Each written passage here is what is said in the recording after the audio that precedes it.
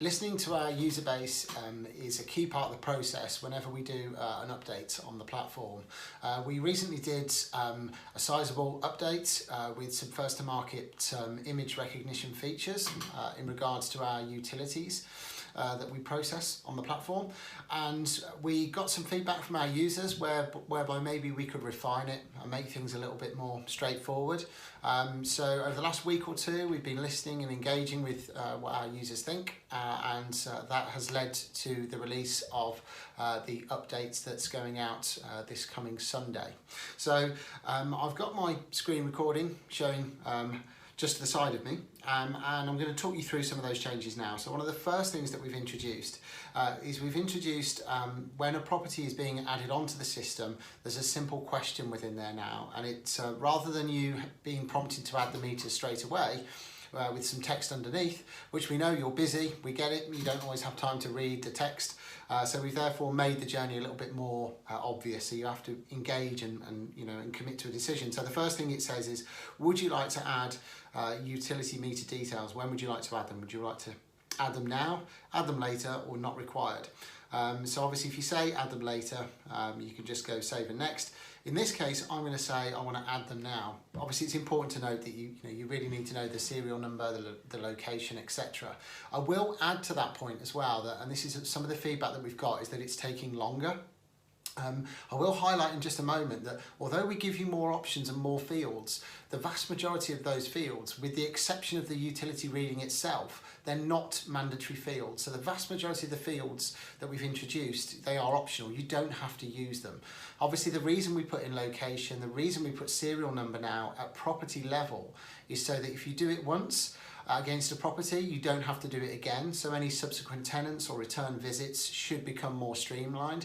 And of course it's also useful if perhaps one of your colleagues is due to go to the property and they don't know where that meter reading is, and so that information is designed there to be useful in that respect. So what I'm going to do now though is I'm going to choose to add a meter in here. I'm then going to choose, let's just say if I go for electric.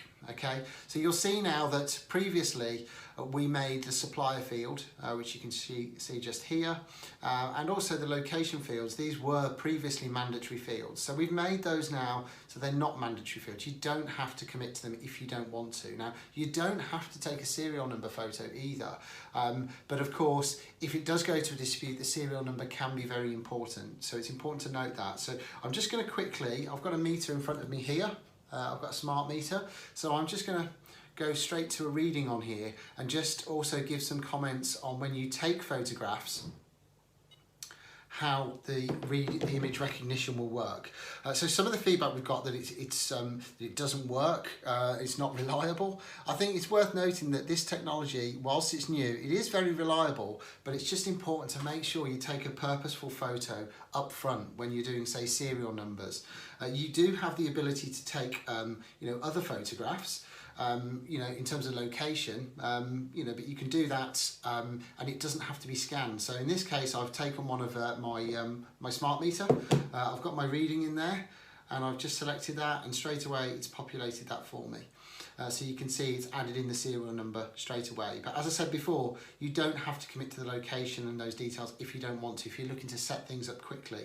Another thing that we've done is we've introduced the disclosure notes, and we're saying yes to that question by default. So again, it's another option that you don't have to choose. So in this case, literally all I've done is I've said it's a single rate electricity meter. I've taken a photo of the serial number. I've used image recognition in this case. I've said yes, I want to disclose access notes, and I hit save, and therefore it will add that meter on for me against that property. So I'm just going to whiz forward now and get to the reporting part, because I just want to show you as well what we've done there to make that more streamlined as well. So it's asking me about tenancy details. I'm going to say no to that, and then I'm going to add a report, choose an inventory, start it from scratch. I'll say no to offline mode, just for the time being, for my demo purposes. So then, if I pop into the utility section, you'll see now some other changes that we've made. So for example, where you've got your electric meter there, we've now got an NA button, a not applicable button, on the overview screen, because we were getting feedback from users that were finding it quite frustrating to have to go into the reading update the readings in order to make that not applicable. So now you can do that from the overview screen, and the same applies if you've got gas and water underneath. You can quickly press not applicable. Another thing that we've done is if you're doing an interim visit report, by default we set the meter readings to not applicable, so we make those non-mandatory fields. So I'll just pop straight back into the update the reading section as well. Mark that as not applicable.